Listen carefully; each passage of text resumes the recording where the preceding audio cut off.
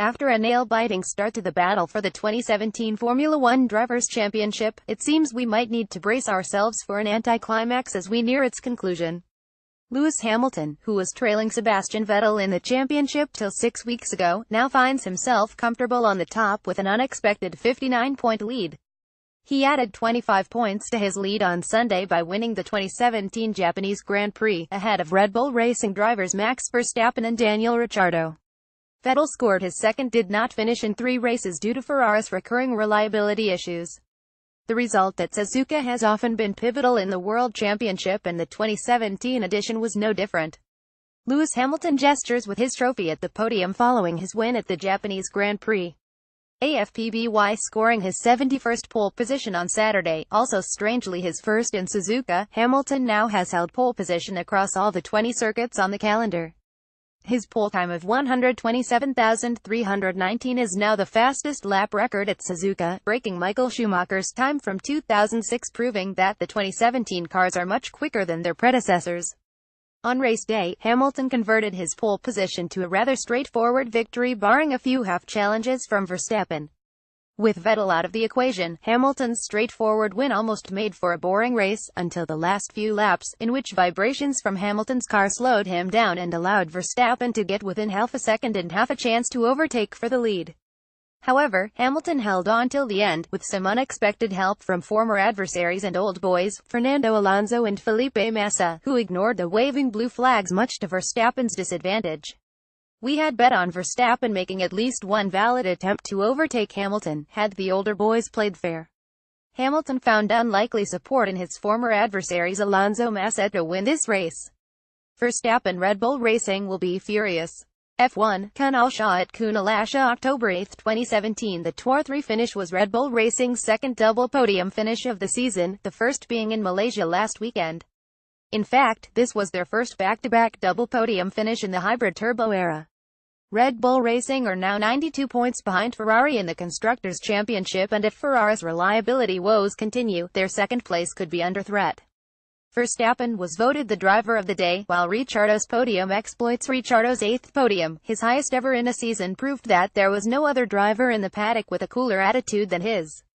While Hamilton was interacting with Takuma Sato, former Japanese Formula One driver, current Indy 500 champion and podium interviewer, Ricciardo took Hamilton's unlocked phone, opened Instagram and uploaded funny face selfies of himself. Other Mercedes of Valtteri Bottas could at best manage a 4th-place finish, despite starting in second.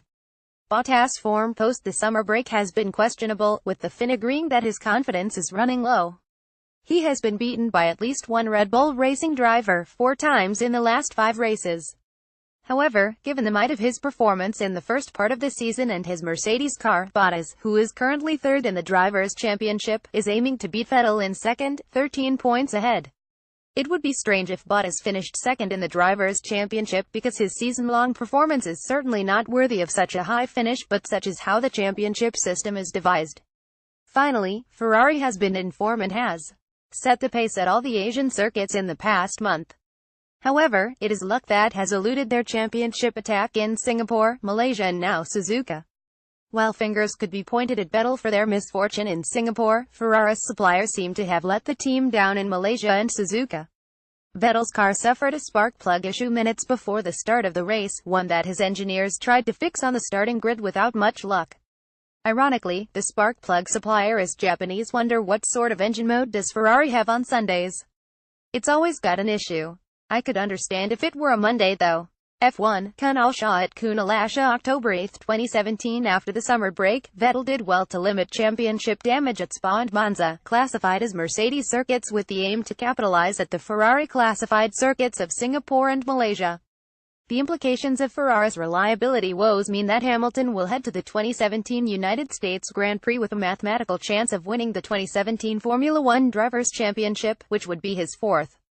Should Hamilton be able to extend his lead to 76 points, Hamilton needs to score 17 points more than Vettel in Austin. Vettel's hopes would officially be over, and both title rivals will start the 2018 Formula One season as 4-time world champions. Given Hamilton's love for the US, he would love to clinch his 4th title in that country, and statistically, he is well placed to do so. Since the revival at the United States Grand Prix at the Circuit of the Americas COTA, Hamilton has won the race 4 times out of 5 and even clinched his 3rd Drivers' Championship title in 2015 at this venue. Would his 4th title be won on the land of the great satirist Donald Trump? The nature of Ferrari's reliability woes and Vettel's method of dealing with them do offer a flashback to Schumacher's similar woes back at Ferrari in the 1990s when he was battling title rivals such as Damon Hill, Jacques Villeneuve and Mika Hakkinen. The other Ferrari of Kimi Räikkönen finished in a distant 5th place, after a penalty-marred qualifying session thanks to Ferrari's gearbox this time saw him start in a lowly 10th place. However, the biggest loser of Ferrari's reliability woes has been the sport and its fans. After 3 seasons of Mercedes domination, Ferrari's challenge for the titles added a breath of fresh air to our Grand Prix weekends. Despite Hamilton and Vettel sharing the Formula One grid for nearly a decade, this was the first proper season where we have had the chance to see the two greats go wheel-to-wheel for top honors. Let's hope that Ferrari get their quality controls in check to make sure that they still make the most of the remaining 4 races of the season. Not how we wanted today's fight to end. Here's to a proper scrap in the USA Japanese GP https://t.co95q5u8xpz2, Mercedes-AMG F1 at Mercedes-AM1 October 8, 2017 Force India's Esteban Ocon finished 6th or in the best of the rest position, after a stupendous start that saw him run in P3 ahead of Ricciardo and Bottas. Sergio Perez's 7th position meant that Force India have now scored double points in 13 out of the 16 races contested this season, which is also their highest ever and second only to Mercedes who have a score of 15-16.